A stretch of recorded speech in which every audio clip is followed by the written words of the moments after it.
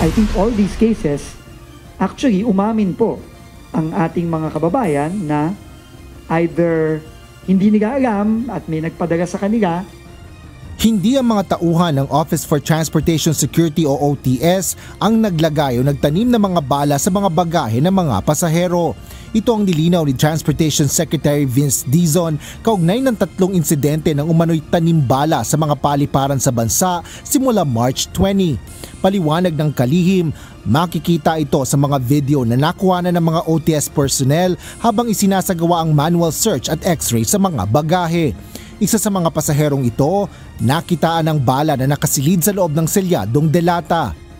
Inamin po niya na merong nagpadala sa kanya ng isang lata at hindi ko alam kung bakit pero may bala doon sa loob ng latang yon.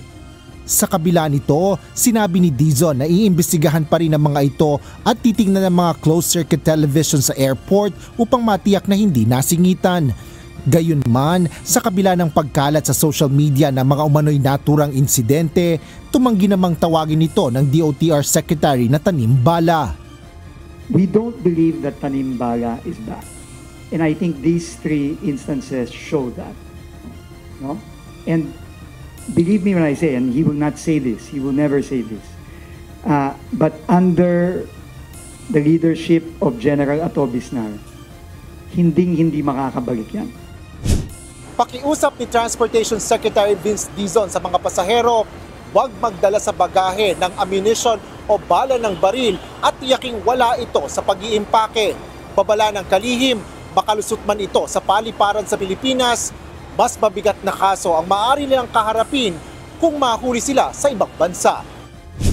Kung hindi po yan nakita dito o hindi po pinabayaan na lang ng OTS dito, alam niyo po ba ang kaparusahan sa Singapore pag kayo ay nahulihan ng bala sa airport o papasok ng eroplano? 5 to 10 years imprisonment at 5 o 6 na beses kayong papaluin ng cane. Ayon naman kay OTS Administrator Undersecretary Arthur Bisnar, sa Japan naman ay hindi hihigit sa 5 taon ang maaring ipataw na pagkakakulong at multa na hanggang 30 million yen o katumbas na 10 million pesos. Habang sa Hong Kong ay umaabot ang multa ng hanggang 100,000 Hong Kong dollars at hanggang 5 taong pagkakakulong. Bukod po doon ay magpapadala po ng mga advisories po yung mga ibang bansa papunta sa ating sa Pilipinas para po questionin kung bakit nagkaroon ng ganong insidente.